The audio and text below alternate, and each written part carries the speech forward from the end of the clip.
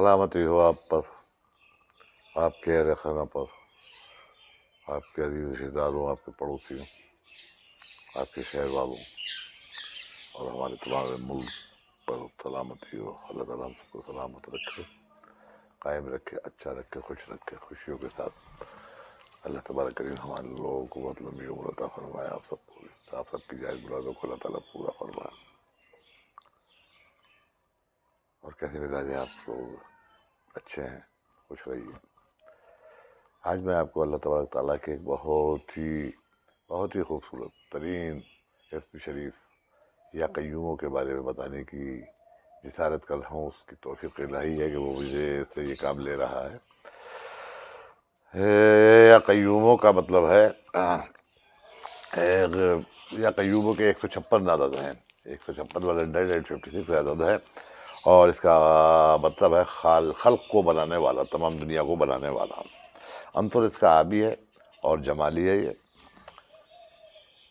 اور اس کے بارے میں آپ کو بتاؤں کہ حضور مولا کائنات حضرت علی کرم اللہ وجہ رضی اللہ تعالیٰ عنہ امیر المومنین نے ارشاد فرمایا کہ ایک بار مجھے شدت کی کوئی تکلیف تھی، تو سرور کائنات احمد مجتبیٰ شفیع روز محشر محمد صلی اللہ تعالیٰ علیہ وسلم نے ارشاد فرمایا کہ علی تم یا حیو یا قیوموں کا ورد کرو۔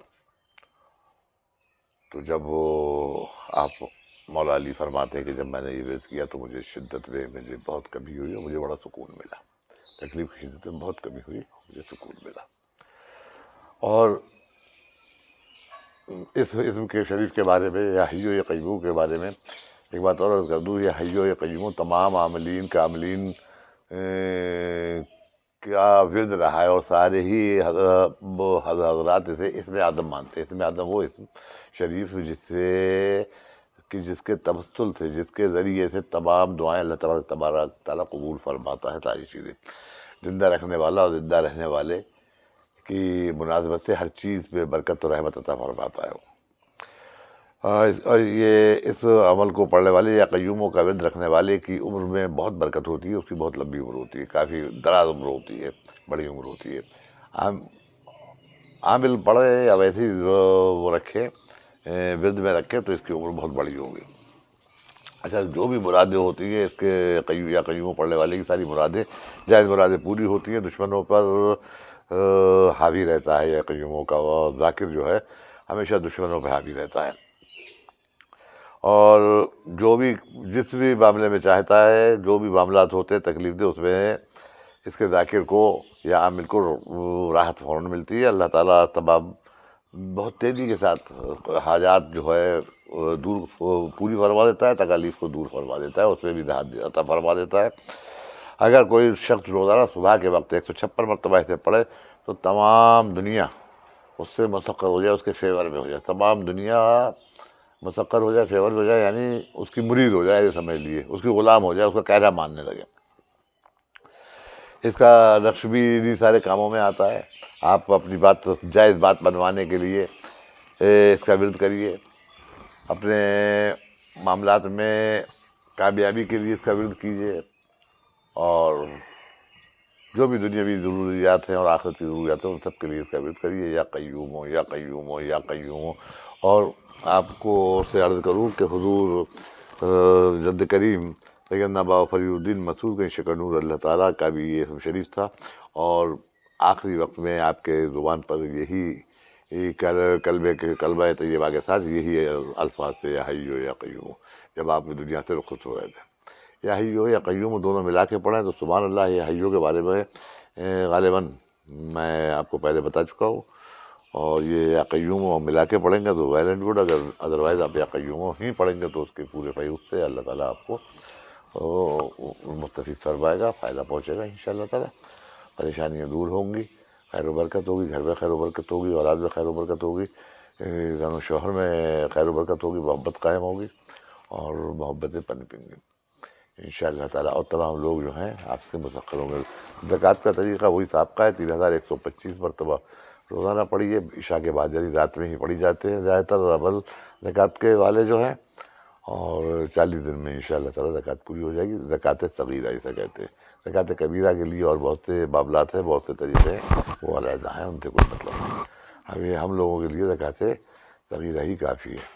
دوسرے اسے مستقل آپ ورد میں رکھے، یا قیوم ہو یا قیوم ہو یا حیو یا حیو. جیسے مان لیجیے سفر پہ جا رہے ہیں آپ، تو گاڑی چلا رہے ہیں، پڑھتے رہیے یا حیو یا قیوم ہو یا حیو یا قیوم ہو، یا خالی صرف یا قیوم پڑھیے یا حیو یا پڑھیے. تو سفر سے واپسی کی گارنٹی ہے کہ آپ باعزت طریقے سے سفر سے واپس آئیں گے، صحت کے ساتھ آئیں گے، بغیر کسی نقصان کے واپس آئیں گے. اللہ تعالیٰ آپ سب کو سلامت رکھے. اپنا خیال رکھیے گا، پڑوسیوں کا بھی خیال رکھیے گا، اہل خانہ کا خیال رکھیے، اور ہر اس شخص کا خیال رکھیے جو آپ سے کوئی بھی توقع کرتا ہے. کوئی بھی توقع کرنے والی کی آپ توقع مت توڑیے. کسی بھی امید، کوئی شخص امید سے آپ کے دروازے پہ آتا ہے، آپ سے ملنے آتا ہے، تو اس کی امید کو مت توڑیے. یہ بہت ضروری ہے، بہت ضروری ہے. اللہ تبارک تعالیٰ ہمارے تمام گناہوں کے باوجود ہماری سنتا ہے اور ہماری ساری خواہشات کو پورا کرتا ہے. بہت سے لوگوں کو، میں اپنی خود بات کر رہا ہوں، میرے پاس بہت سے مریض آتے ہیں، 8 ٹائم میں آتے ہیں. مان لیجیے میں نماز پڑھنے جا رہا ہوں، ٹھیک، میرے پاس مریض آ گیا بڑی تکلیف میں فوراً جا کے نماز سے پہلے اسے دیکھتا ہوں، کیونکہ نماز میں میرا اللہ کا معاملہ ہے. اللہ کہیں ناراض نہ ہو جائے کہ اے بندے تو نے میں نے اپنا بندہ تیرے پاس بھیجا اور تو میرے جو عبادت میں لگا ہو رہا، تو نے اس کی نہیں سنی. کیونکہ ہے کام آدمی ہے. بار بار میں ایک ہی جملہ کہتا ہوں، اس جملے کو تو آپ غربت میں سمجھیے کہ ہے کام آدمی کا اوروں کے کام آنا ہے. میں کھانا کھاتا ہوتا ہوں اکثر، اور پیشنٹ آ جاتا ہے تو میں کھانا چھوڑ کے فوراً، حالانکہ اس کی بہت بڑی اہمیت ہے، بہت بڑی ویلیو ہے اور بہت اس کا ادب و احترام ہے، مگر میں کھانا چھوڑ کے فوراً پہلے پیشنٹ دیکھتا ہوں، مریض دیکھتا ہوں. ضرورت مند کو، مطلب مریض کا مطلب یہ نہیں ہے کہ بیماری ہو، جو بھی ضرورت مند ہوتا ہے اسے دیکھتا ہوں. اس کی جو بھی ضرورت مجھ سے پوری ہو سکتی ہے وہ پوری کرتا ہوں.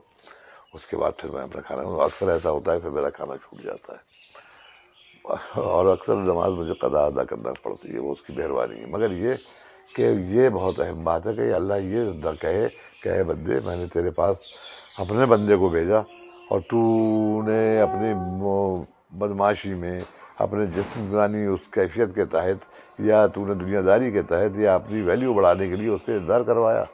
نہیں، یہ بہت ناجائز اور غلط بات ہے. اور جو لوگ، جیسے ہمارے یہاں یہ رواج ہے بڑے لوگوں کا، خاص صورت سے پیشہ ور لوگوں کا، ڈاکٹرس ہیں، وکلا ہیں اور آفیسرس ہیں، کہ وہ انتظار کرواتے ہیں، بیٹھے رہیے، بولا رہا ہے، بابا لوگ ہیں، بیٹھے رہو بھائی، آدھا گھنٹہ آ رہا ہے بابا، یہ کر رہا ہے بابا، پوجا کر رہا ہے. یار پوجا تو جن کی وجہ سے ہو رہی ہے ان کا ہی جب کام نہ کرو گے تو ان کی بات نہ کرو گے تو پوجا کہاں تمہاری کوئی کار ہوئے گی.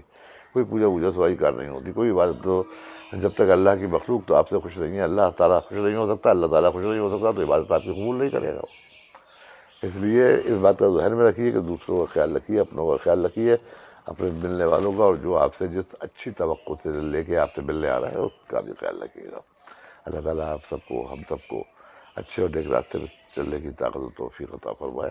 لمبی زندگی عطا فرمائے، کامیاب زندگی عطا فرمائے، خوشیوں بھری زندگی عطا فرمائے. ہمارے ملک میں امن و امان قائم ہو جائے، بس یہی ہمارے لیے ہو. ہمارا ملک پہلے کی طرح سب لوگ بھائی چارے سے رہنے لگے، عزت کے ساتھ رہنے لگے، خوشیوں کے ساتھ رہنے لگے. فی امان اللہ. اللہ کے زمانے میں پھر انشاءاللہ تعالیٰ بہت جلدی ملاقات ہوتی ہے. اللہ حافظ.